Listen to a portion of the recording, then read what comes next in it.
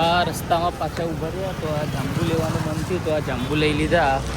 જુઓ આ સરસ મજાના એ જાંબુ મળે છે તો જાંબુ બી લઈ લીધા છે. હવે આપણે આગળ હોટલ પર જવાનું છે, ત્યાં જઈશું અને પછી જોઈએ.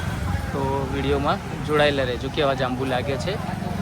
આજે પાછો રવિવાર આવી ગયો છે, એટલે કે રવિવાર આવી ગયો છે. હવે ભૂખ લાગી છે, ચા નાસ્તો કંઈ કરવાનો છે, તો હવે ચા નાસ્તો કરવા કશે જઈશું. તો તમે વિડીયોમાં જોડાયેલા રહેજો બ્લોગમાં. આજે રવિવારનો આખો દિવસનો વિડીયો તમે બતાવશું કે અમે કેવી રીતે રવિવાર પસાર કર્યો તે હજુ અમારે આ બાજુ બતાવી દઉં તમને.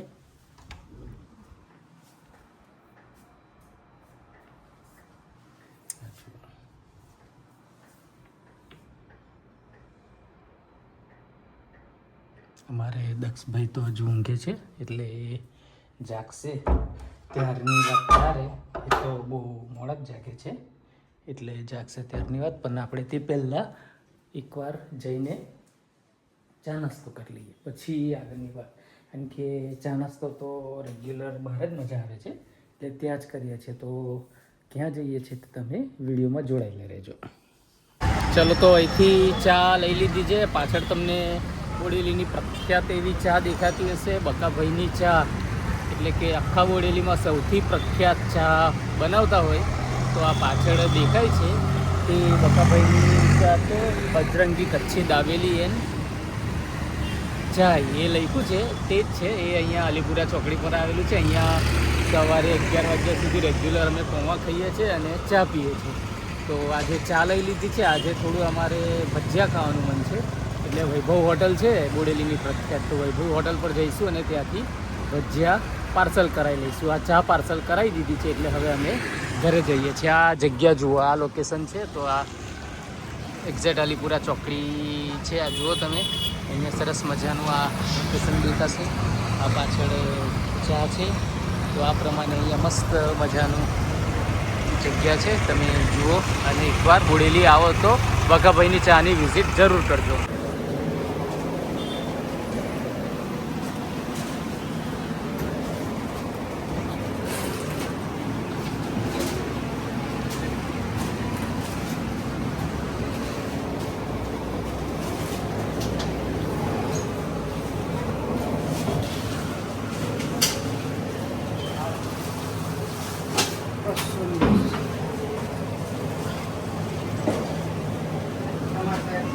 મને 50 ના ભજીયા હાલજો, દાળના અને ગોટા ચાલજો.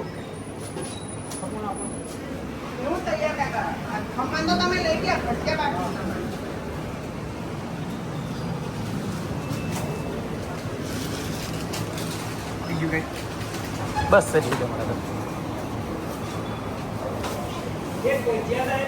આ તો લાવો, બધી આપું લાવો. હા,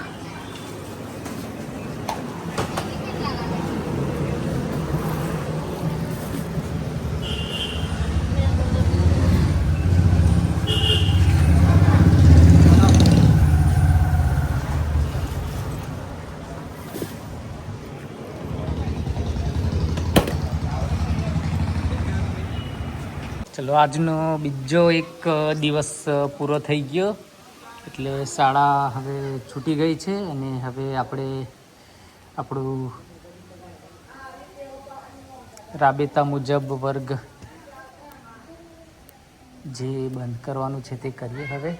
અને રૂમ બધા બંધ કરી દઈશું. અમારે અહીંયા સ્ટાફની કમી હોવાથી રૂમને બધું જાતે જ બંધ કરવાનું હોય છે, એટલે ખોલવાથી માંડીને બંધ કરવાનું બધું જ. એટલે આપણે પહેલાં ક્લાસરૂમ બંધ કરશું અને પહેલાં ચેક કરી લઈશું અંદર. પછી કેવું, છોકરાઓ પંખા ને લાઇટની સ્વિચ ને એ બધું ચાલુ મૂકીને જતા રહે છે. કોઈ વાર આ લાઇટ હમણાં ચોમાસાની ઋતુ ચાલુ હોવાથી લાઇટ કેવું આવ જાવ કરે છે, અને પેલા પંખા ચાલુ હોય તો સ્વિચ કેવું એવી ને એવી જ ચાલુ મૂકીને જાય છે.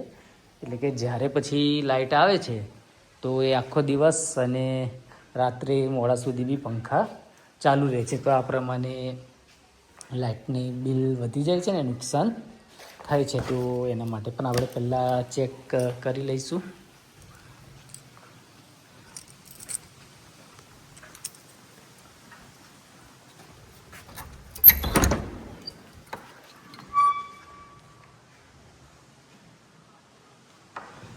બંધ છે આજે બધું કમ્પ્લીટ. આપણે